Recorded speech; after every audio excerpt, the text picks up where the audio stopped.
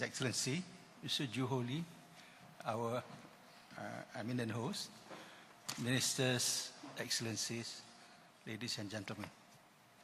On behalf of the APEC Secretariat, I would like to thank Korea for hosting this ministerial meeting and for the hospitality extended to all participants.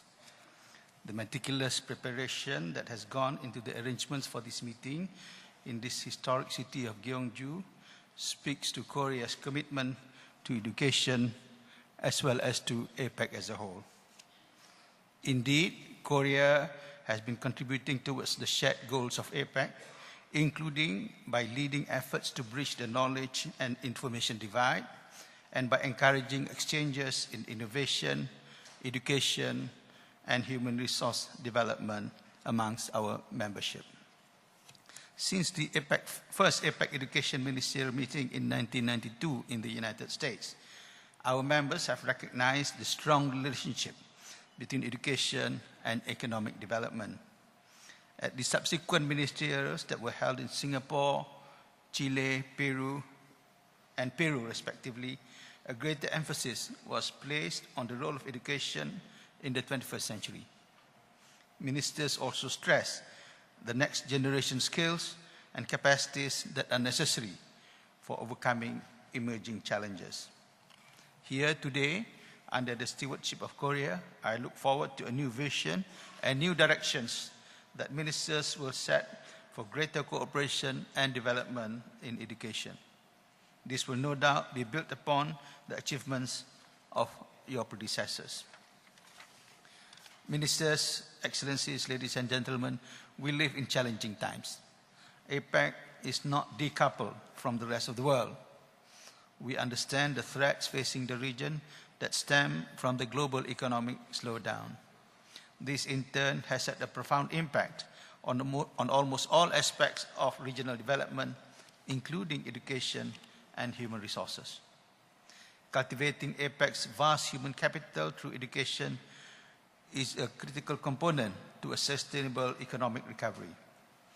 Together, our economies account for 40% of the world's population, or a significant 2.7 billion people. This represents both an opportunity as well as a challenge for APEC economies. This morning, APEC ministers meet under the theme Future Challenges and Educational Responses, fostering global, innovative, and cooperative education to promote future skills for a globalized world, to create innovative educational delivery systems, and to foster more collaborative policy decisions that move towards our shared goals.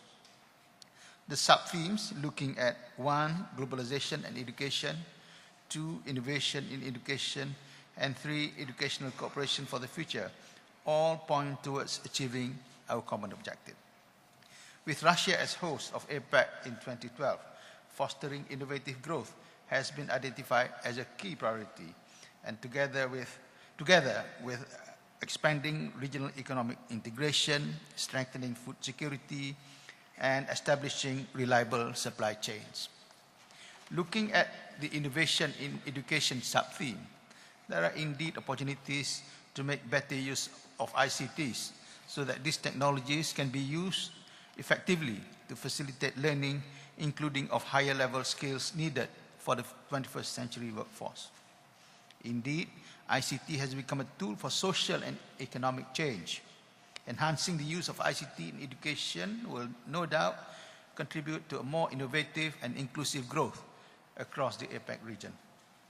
A fine example of this is an MIT and Harvard Business School graduate, Salman Khan, who left his job as a hedge fund analyst to build a one-room schoolhouse for the world. His goal is simple: to provide free world-class education to anyone, anywhere. Instructional videos on maths, science, and humanities have been uploaded to his website via YouTube. And since its launch in 2006, his website has delivered close to 150 million lessons online. In the same way, we also need to equip our students to move towards higher levels of learning and integrate the key competencies of the 21st century into a curriculum which Harvard business professor Rosbeth Moss-Kanter describes as the 3 C's, meaning concepts or innovative ideas, competencies, meaning skills, and connections, meaning networking. Indeed, these competencies will be needed to succeed not only in the workforce, in multinational companies and small businesses, but also as individuals, family members, community members, and global citizens. At this point, I would like to acknowledge the important work of the APEC Human Resource Development Working Group and the Education Network in expanding and extending the education knowledge base for the APEC region. The work carried out by these groups in building and sharing knowledge through the APEC Human Resource Development Knowledge Bank, Wiki, and the APEC Learning Community Builders ALCOP networks is truly commendable. These networks have helped develop the priority areas in education, in particular mathematics and science education and vocational education and training, and information and communication technology or ICT training. Ladies and gentlemen, living in today's knowledge-based economy necessarily demands higher level skills. APEC members therefore need to continue to focus on education as one of the important means of facilitating regional economic integration and for achieving economic and social prosperity for all our citizens. Education will continue to play a key role in sustainable and inclusive growth in the APEC region, and APEC's commitment to providing all our students with quality education will enable them to engage in the globalized economy is critically important.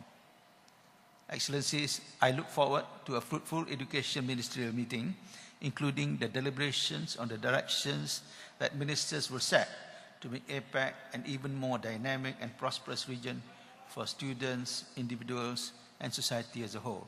Thank you.